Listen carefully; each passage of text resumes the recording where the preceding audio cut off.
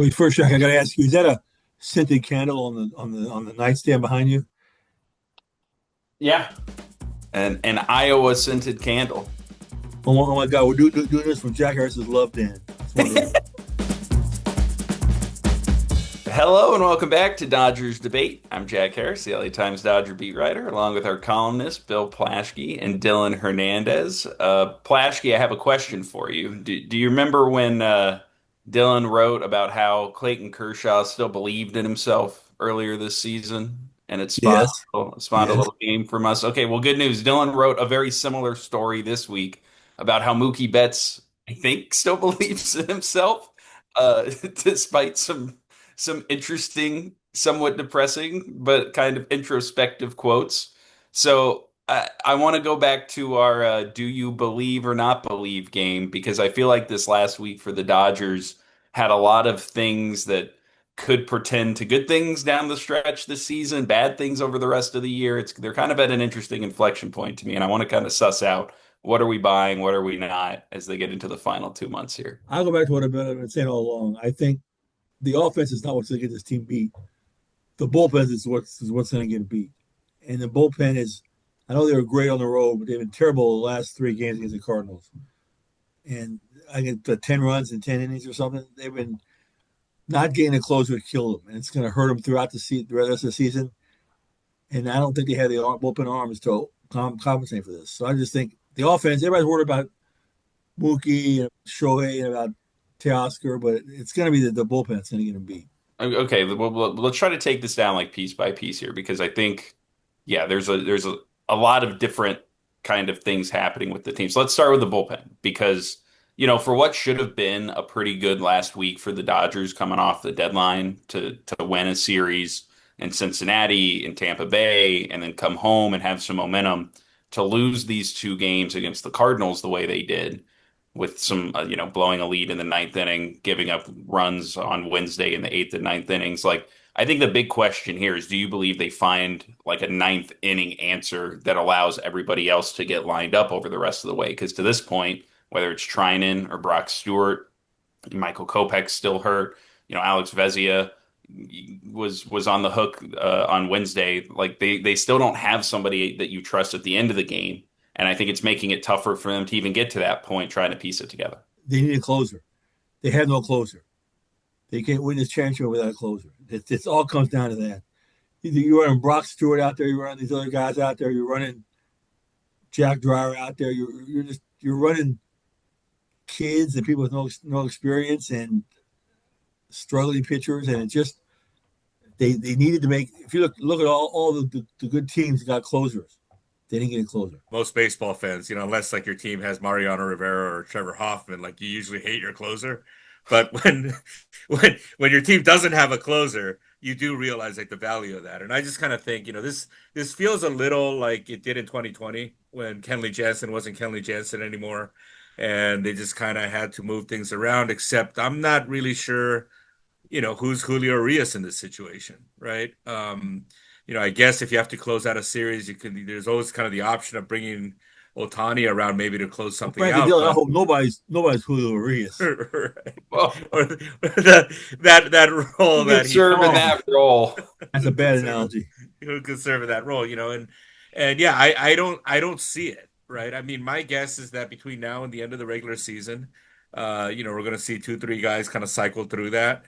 They're going to have a relatively hot hand, so to speak, going into the playoffs, and that's almost going to have to be the guy that Roberts is going to go with. I mean, I think we're going to see a situation probably where they play the left-right matchups a little, where they're a little more strict with that, right? I think even, when you see Tanner Scott coming back, I mean, I do think that, right? I mean, what made him look so good and convince the Dodgers to pay him all that money was the fact that, in the playoffs, right, the Padres deployed him to face Otani and Freeman, right? And kind of hit that left-handed hitting part of the lineup. So I think they're going to have to just kind of play the matchups. I don't think there's going to be a designated ninth inning guy. And I agree with Plaschke here. I do think that's going to be a problem at some point.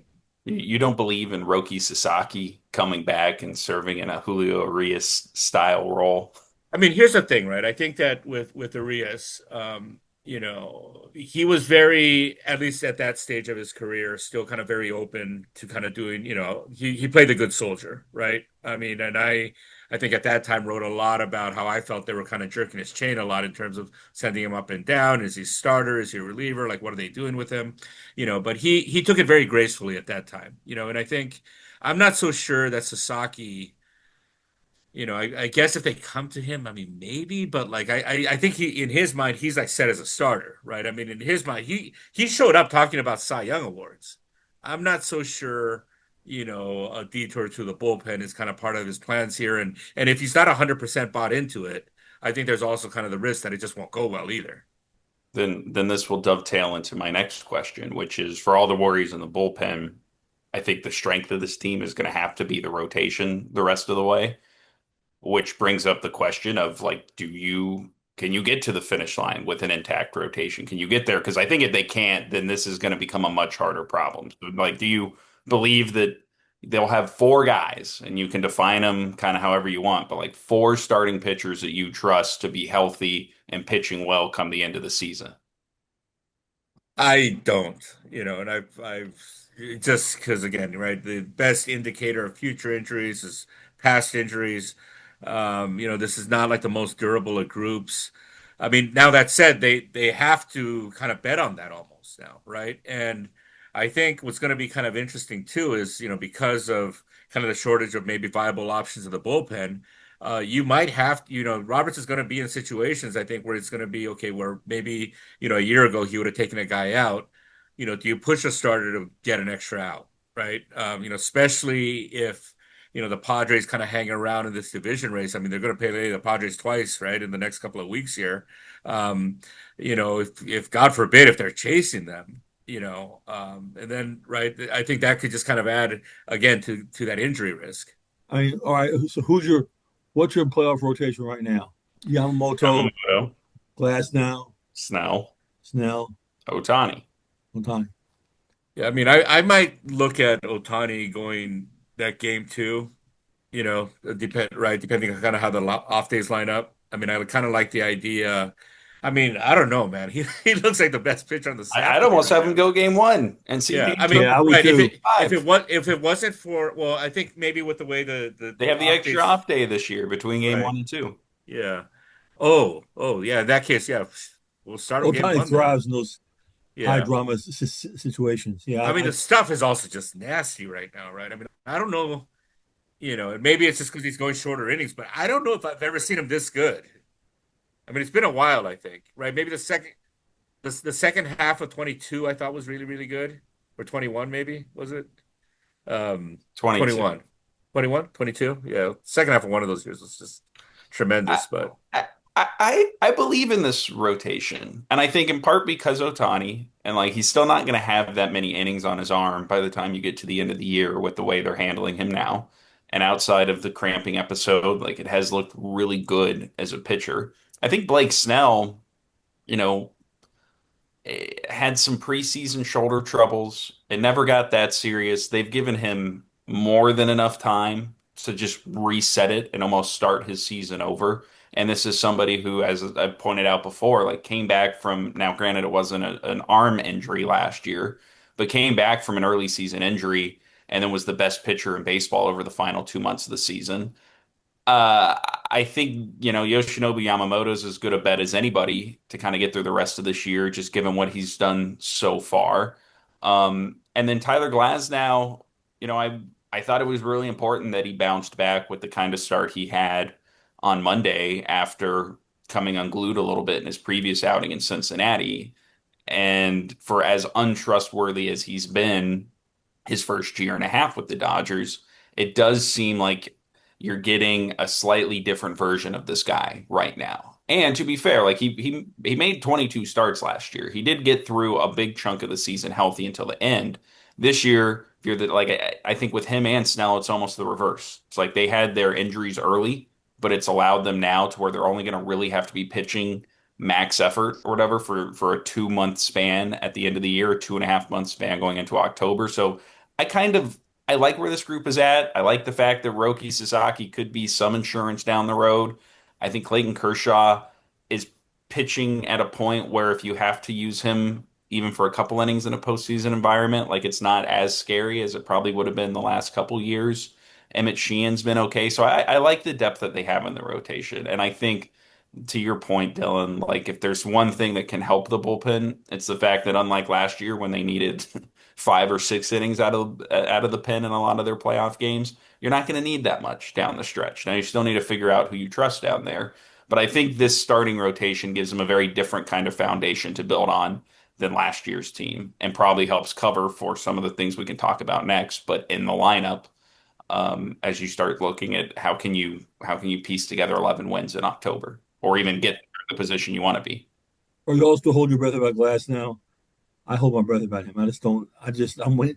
I keep waiting for the other shoe to drop. I just keep waiting for it. I am, but I feel this is probably as optimistic as I think you could have felt about him during his time with the Dodgers. And I think the team kind of feels the same way because of it seems like finally he's just kind of decided like I'm just going to go out there and throw the ball. I'm not going to get hung up on my mechanics. I'm not going to get hung up on um, if something doesn't feel right.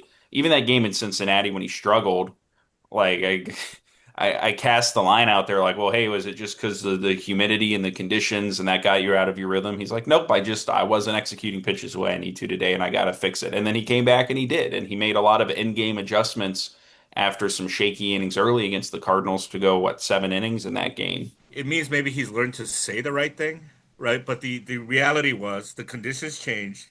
It was hot, it was humid, and he pitched badly, right? And with him, I mean, what's his career postseason ERA? It's like six or seven Not or something, good. isn't it? It's not good. It's Whatever it terrible. is, yeah, Vibes. whatever it is, it's not good. And so to me, with Glass now, this is always kind of a twofold thing, right? I mean, obviously the Dodgers placed a big, huge wager on his talent, and you see why, right? When this guy's on, I mean, you're kind of thinking, how's anybody going to hit this guy?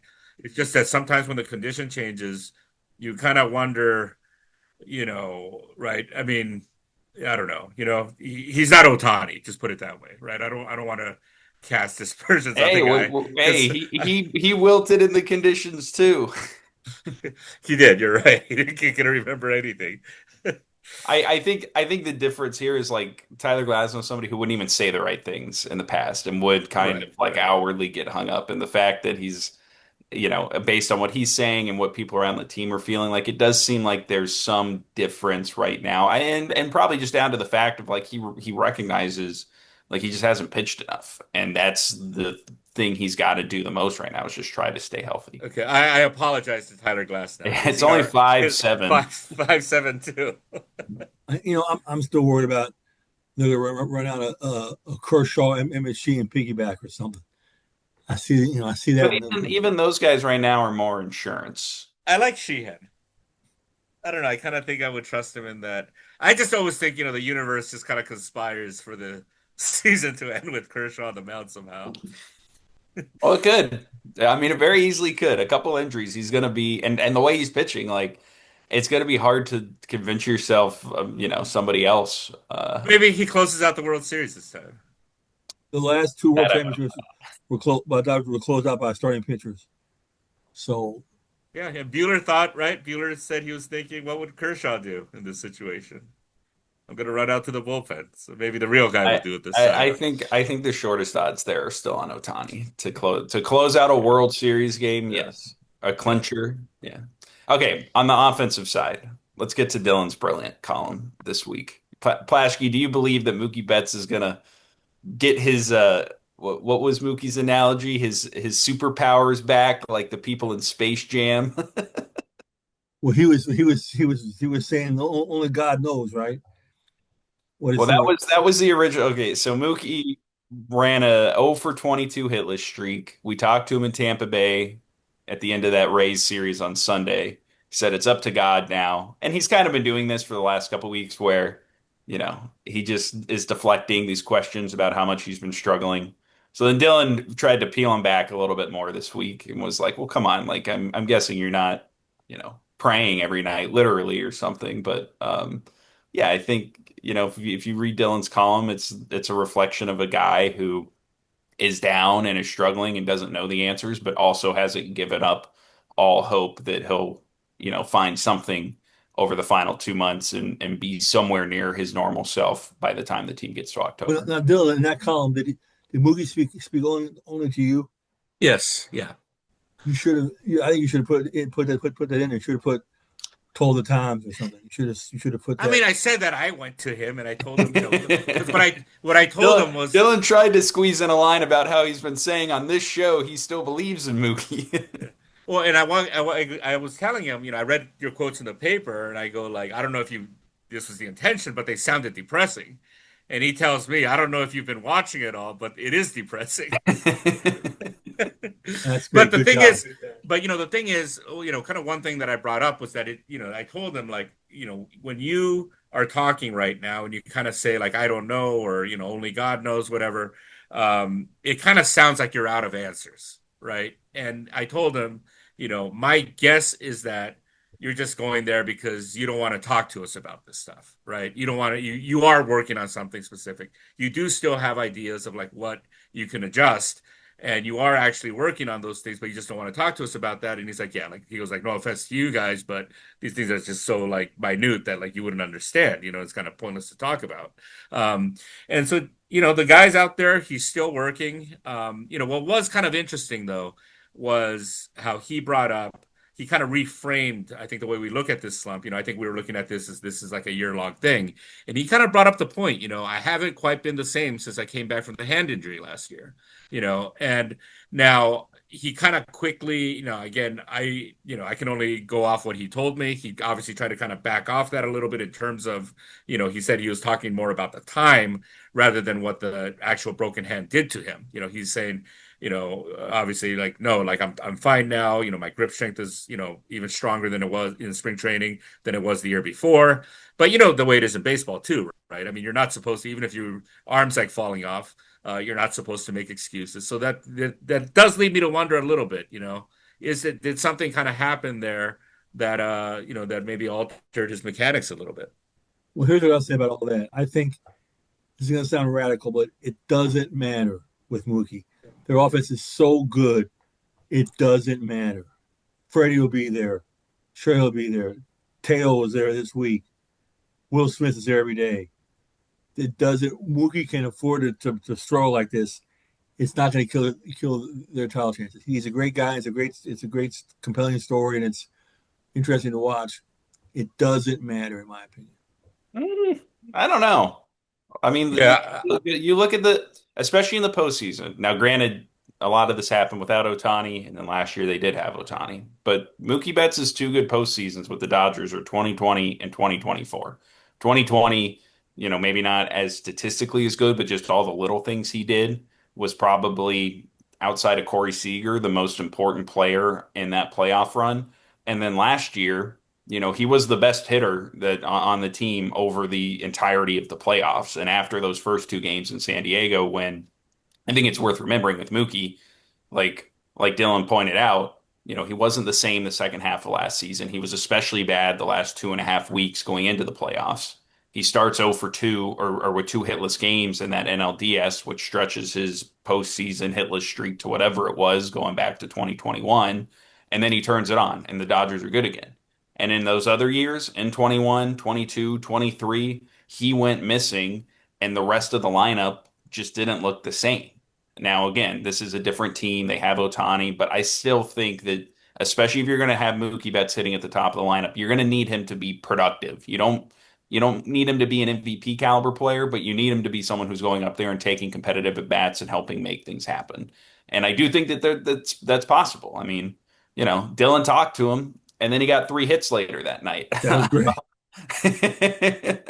But those kinds of games are still in there, and I think overall in the last week, even with the hitless streak he went through, he had a big sacrifice fly in Tampa Bay at the end of that game, in which he worked a pretty good at bat. He's been drawing walks a little bit better. He's been making more positive things happen, even though he hasn't still been hitting the ball all that great. And that's why I would have some optimism in just him being a somewhat productive player when it matters, because to hit better than 230 is something I think is well within his reach. And if he gets to the postseason and doesn't have to worry about his regular season numbers and kind of go in compete mode, I think it just frees him up a little bit, a la maybe like Cody Bellinger in 2021. No, I also kind of don't like the version of the Dodgers that's like so Ohtani dependent, right? I mean, it reminds me, and I know I think I said this like last week too. I know it's kind of crazy to compare the Dodgers and the Angels in any way, but it feels a little bit sometimes like those Angels games, right? Like I, these, right, where it's look like, at that game yesterday. yeah, I mean that was a Yeah. classic, yeah, like A Angels type of tungsten game, right? meme. Yeah, and so yeah, I mean, I still kind of buy into the thing, as Mookie goes, the Dodgers go, and look, the guy's still out there. He's still grinding every day, and until we kind of see definitively that he's kind of gone again, I'm going to continue to kind of bet on him, But this does kind of go back to, you kind of we were talking about like the pitching staff too. They kind of need these things to happen now. I mean, we know what the bullpen is, right? And we know they're not gonna win the way they did last year. They're gonna have to deal with the starting pitching and also, right, to some degree, like outscoring teams because the bullpen's gonna leak runs. That's going to happen. So, again, and I think it all kind of the offense, obviously Max Muncy coming back is great. But I do think, you get Mookie Betts going, it changes the dynamic of this team completely. Well, Dylan, if you keep writing great columns like that, maybe one day they will give you something like this. Oh, what, what, Plaschke is holding up a Plaschke bobblehead. Where did Yes. he get that? what did that? Yeah, can I buy that? No, no. My daughter had it made for me for Christmas. Oh, that's incredible. Oh, good for you, man. It was really, yeah, it's cool, isn't it? My daughter is out camping right now, and unfortunately, because of these like smartphones, she just asked me for $20, which you can send right Camping? away. Well, So, camping for well, then what? her cross country team's up in the mountains right now training for a I week. know. What is she going to use $20 for up in the mountains? Well, they're in Big Bear, so it's like a city, right? So they're at the market right now, and she says she forgot her wallet. So your daughter gets you bobbleheads. Mine just bleeds Can me you dry. outrun your daughter, Dylan? No, of course not. You're a track star, weren't you? I was, you know.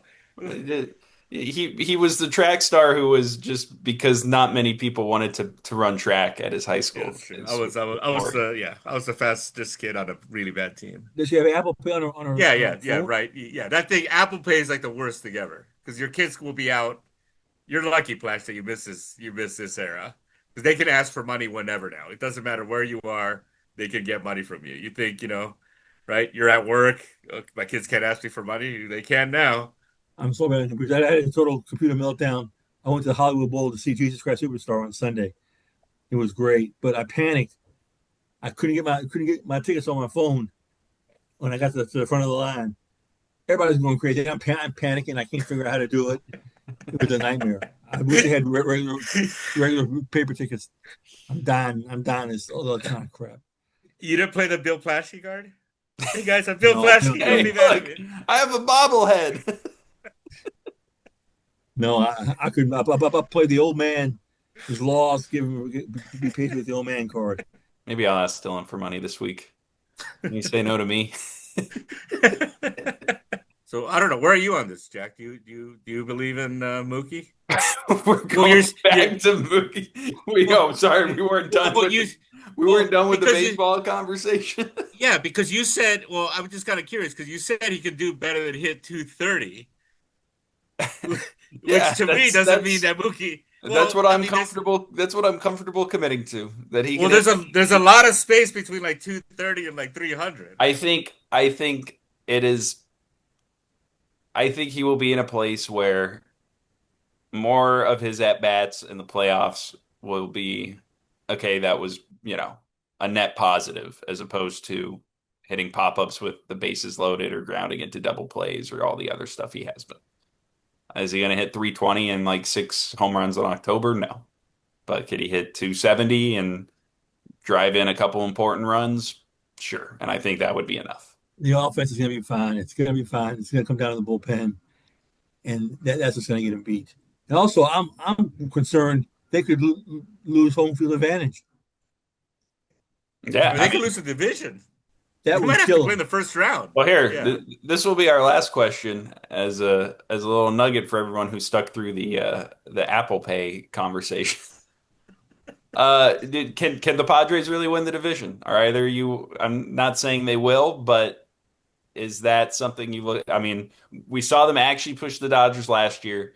Every year before that, they faded down the stretch, even when it looks like it was going to be a tight division race. Is this a year where San Diego can actually mount a challenge and take the division from the Dodgers? I think the Padres have the choke gene in them. They won't do it. They won't do it. I mean, I think the like encouraging thing was a couple days ago, right? And I know it went bad yesterday, but the fact that not just that Muncy hit, but that Teoscar Hernandez kind of looked like Teoscar Hernandez again, right? The Huge. the lower half looked kind of strong when I mean, obviously everything looks great when you're hitting home runs, but um, you know, it was kind of the first time this year that I kind of thought like, oh, like maybe he might be able to salvage this season, and I think if you get those two guys going, I think the offense is going to score enough. And again, they'll get enough starting pitching to win enough of their games to be able to hold off the Padres. But can it happen? Sure. They're not, I mean, what is it? 2, 3 games right now? 2 games. Two Two games, games. yeah. Yeah. Yeah. Two series coming up. Yeah, of course it can happen. Dodgers starting pitching is too good. They're gonna win too many games, You're especially all if they in can on. just hold serve against the Padres these next couple weeks. This is I'm a little here's the thing, man, because my guy Mookie Betts has done it before. I'm curious. What's the source of your Tyler Glasnow faith? Well, it's not just Glasnow. It's Yeah, the but it's like rotation. It's the it's rotation a in lot of its it's entirety. glass now though. I can tell you like the glass now piece. He's Glasnow's I tall and good looking and nice and I Do you I think glass now uses scented candles too? flowing oh, blonde, flowing black locks. for sure. Um, I don't know. I just think he's like th this looks closer to the guy who, for the first 2 months of last year, was genuinely one of the best pitchers in baseball. And And you know what that guy did in October? Well, what we were doing. He watched. correct. Yeah. And the second part of this is, unless he like legitimately blows out or has a serious injury, which is possible. But I just don't think I don't think he himself feels like he can afford to have another episode where like, oh, something doesn't feel right and I got to shut it down and I can't like especially after you come here, you sign the contract, you have last year in the way it does, which is you get close to coming back, but your elbow still doesn't feel right. You can't pitch in October. Like, I don't know. I think it's setting up to where something really something really serious would have to happen, I think, for him to not kind of be in the right headspace to be able to contribute down the stretch this year. Yeah, That's I think though, I think it's one thing to like, okay, I'm not 100% right and kind of pitch right, take the mound.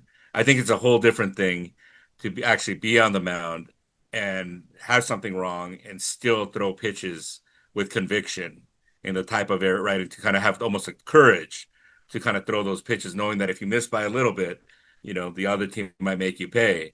I know we've seen like obviously like right, we've seen Kershaw in various states of health yeah, and that's kind of the one thing. But I think we also, because we've seen Kershaw so much, I do think we kind of like forget sometimes like how different he is yeah. I and just think he's 99.9% of the he's pitchers. going to get. I would be surprised if he's not actually pitching in October.